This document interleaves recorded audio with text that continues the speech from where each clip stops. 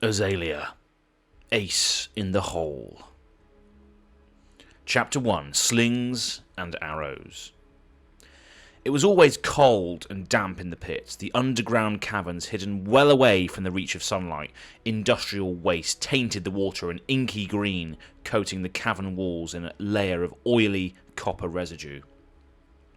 Left to the mercy of the pits, abandoned children lurked around every corner, scurrying through the shadows like rats, tiny skeletal figures hiding in the alleyways, dangerously desperate, clutching makeshift weapons in their shaking hands. The Squeakers fought like vermin they were, teeth bared, ripping into flesh with knife and tooth and nail, clawing out eyes and tearing away at skin. While feral and vicious, they are little more than pests to the denizens of the pits, an insignificant speck in a sea of anarchy. Hiding in alleyways and beneath buildings, a nameless girl shivered in the shadows, her nights passing in a haze of fever dreams and stiff limbs. The chill never left, cold set deep into her bones, ragged clothing doing little to protect her from the damp, diseased air.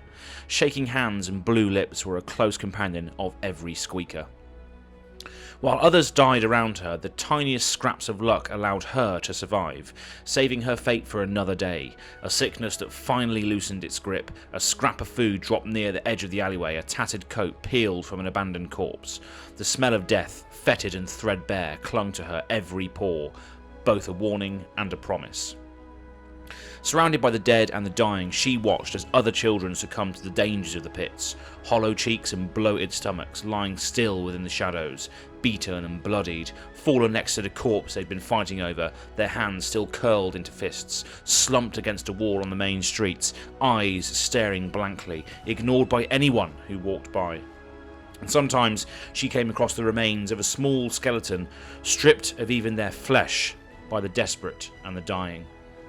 She tried to learn from everything that she found, poking at the remains of those around her. Don't steal from the taverns, don't go near the mercenaries, never remain in the open, avoid the brain and the organs, never drink from the river, don't go in the water, don't go near the dregs, avoid the travelling merchants, don't ever get caught. She learned to bury herself in dust and dirt before sleeping, digging a sleeping space for herself beneath foundations. She learned to climb onto rooftops and travel above, where she could watch without being seen. She learned to create makeshift daggers from broken glass, how to avoid being noticed, which dump sites from metrics weren't monitored. Where she found the bow, she learned how to carve new handholds in the wood, spent weeks firing at the makeshift target. She tied cords to her arrows and went down to the water and spending hours attempting to spear a fish. It was not luck alone that kept her alive. She learned from the mistakes of others. She taught herself new skills. She studied the adults to find what separated her from them. And when they got their coin, what they spent it on, their habits, routines and equipment, what allowed them to survive. She studied the mercenaries that emerged from the taverns, bearing pouches of talics, their weapons always at hand. Some became stronger, bigger, more powerful, bearing the mark of a spade and 3 daggers. She followed one back to his main hideout, looking up to the sign of the tavern. She watched everyone who visited the building, taking note of which one seemed to be the most powerful. Where gangs rose and fell, where other mercenaries died, these were the ones that continued to come back, and so she set her sights on the blackjacks. Chapter 2. Cards on the Table. Her palms scraped against stone as she collided with the wall, pushing herself into a nearby alleyway. Footsteps echoed down the alley as her pursuer kept running down the street, straight past a small silhouette shrouded in the shadows. Azalea slowly got to her feet, looking down at her grazed knees and scraped forearms. Other than the healing gash on her leg, she had no wounds, nothing broken, just a few scrapes and bruises. As she leant against the wall, clutching the copper coin to her chest, she glanced up at the moor stretching out above. Buildings climbed up the sides of the cavern walls, pillars of rock illuminated with crude steam-tech caverns, and at its height a sliver of golden daylight was barely visible, the only sign of time passing above ground. Launching herself forward, she rushed to the end of the alley, following the sound of lapping water. The dock smelled of rancid fish and damp wood, the earth closest to the wharf coated in a thin layer of water scum. Azalea slipped between the warehouses, gaze fixed on the tavern sitting at the end of the wharf. Her mouth began to water as the smells wafting out of the open door: hot fish head stew, pickled eggs, offal cakes, jellied trotters and dark ale. And through the glass she could see a pouch of coins pass hands, copper and silver gleaming in the lantern's light as a mercenary began to count. 2 giant, burly men stood watch just outside the open door, arms crossed, weapons within reach. The taller of the pair was built like a brick, skin ashen and chalky with a wide jaw and deep-set eyes, and at his side lay a baseball bat studded with nails, chunks of hair caught in the metal. The slightly shorter man had thin, greasy hair with a thick moustache and crooked teeth, a machete leaning against the wall behind him. His short sleeves revealed a tattoo inked on his upper arm, depicting a black spade with 3 daggers piercing its centre. Azalea gathered herself, coin pressed into the palm of her hand, and approached the door. The guards turned to her, face her as one, giving each other an amused look when she cleared her throat. Before she could even attempt to cross the threshold, one held up his hand. "Get lost, Squeaker. This ain't a charity." In response, Azalea held out her hand, revealing the copper coin. It glistened faintly in the lamplight, coated in a deep, dark red. "I've got the talix. I just want to buy some fodder." The men burst out into laughter.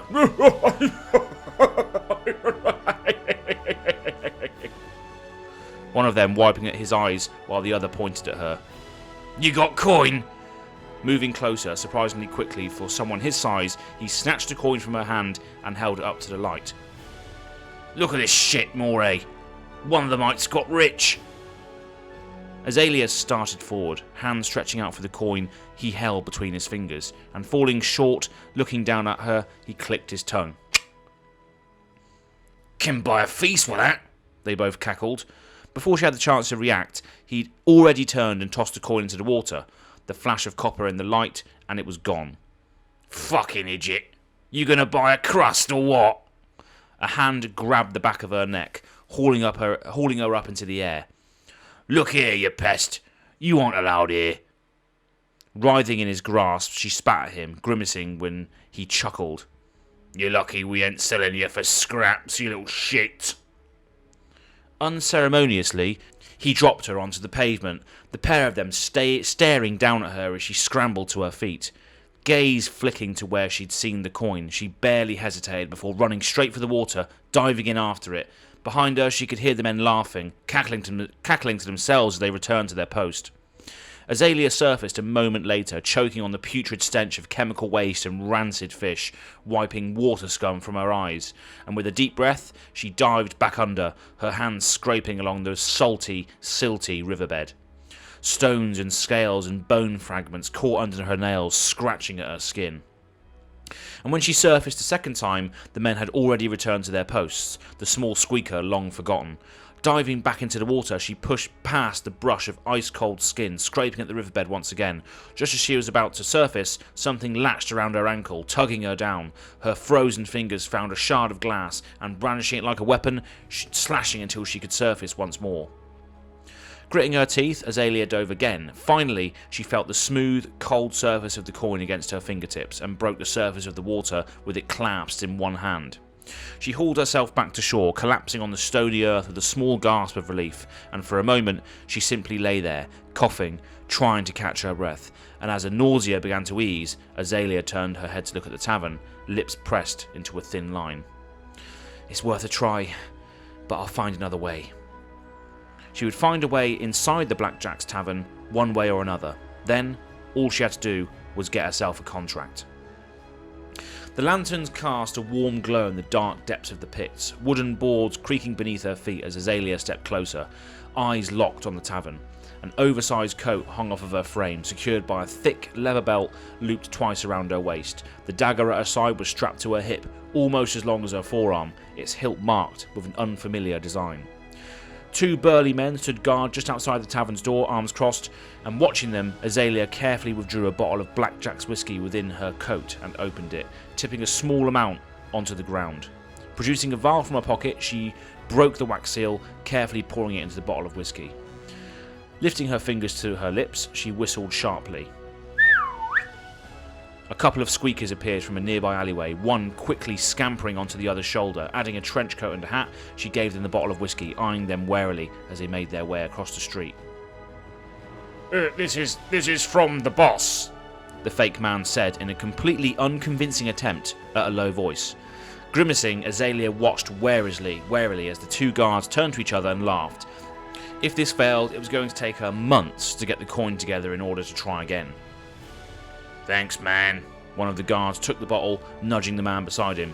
I was just getting thirsty. As the two Squeakers slowly made their way down the street, disappearing into another alleyway, the guard cracked open the lid and began to drink.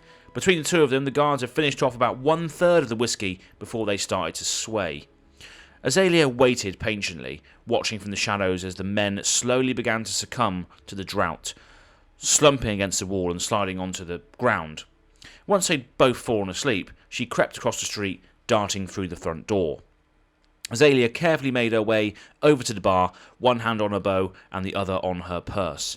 She knew better than to look anyone in the eye, glancing at the other patrons as she pushed her way past, slowly moving toward the contract board she could see against the far wall.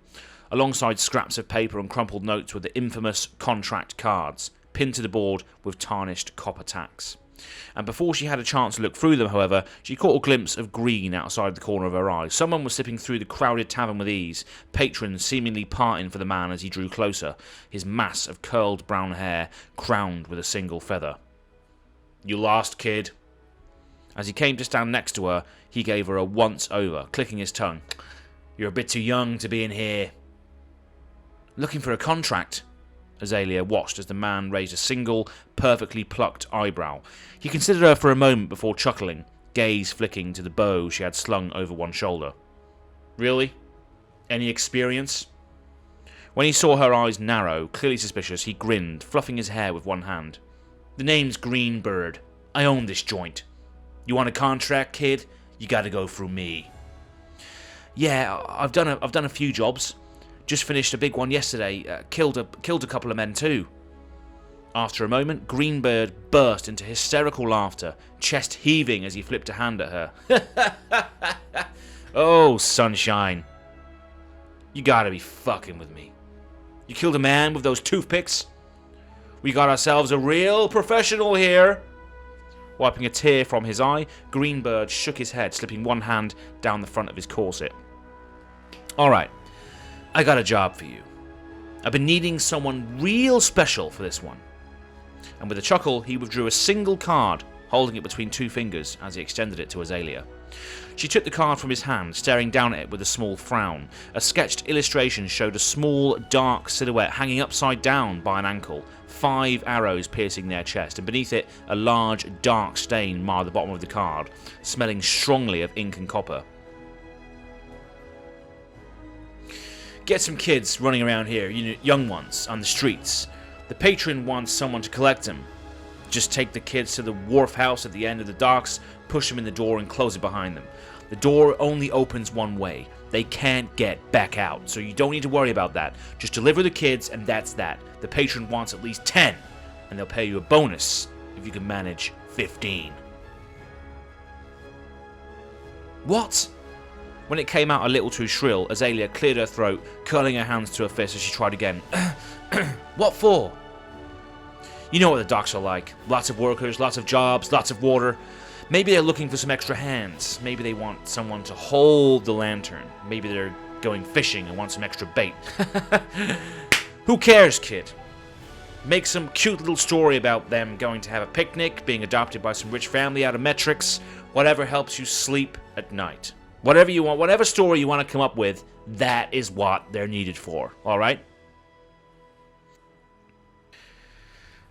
There was an eerily long pause as Azalea stared down at the cards in her hands, eyebrows furrowed. She looked back up to Greenbird to find him watching her, expression blank as he stared down to her. And this is the only job that you have. Look, kid, it pays 15 coppers. Bonus is another 10. If you want some coin, this is what I got. Either take the contract or get out.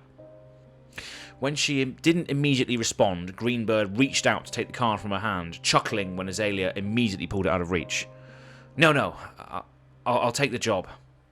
Well, that's fantastic. Now, you know the warehouse I'm talking about, right? Good. Get it done. Come back to me when you're finished. Oh, and those 2 slackers outside, know that I want to see them. I don't appreciate my men taking advantage of a chance to sleep on the job. You mean... With a wink, the man stalked away, smoothing out the wrinkles in his corset as he returned to the bar. Azalea looked down at the card in her hand, adorned only with a crude drawing of the warehouse door. She knew where some of the street urchins slept. With a decent plan, she might be able to lure a few at a time, but... Her hand slipped to the small bag at her side, feeling the half wheel of cheese she'd bought 2 days ago. This contract could get her even more food, maybe a decent pair of boots. It might not be that bad. Maybe they're just looking for workers. Dock workers get fed. It's got to be better than living on the streets. Tucking the card into her waistband, Azalea exited the tavern, making her way back to the little hideout she had beneath a nearby inn. They die all the time anyway. This is no different than starving, drowning, or freezing. I need this. I need this more than them.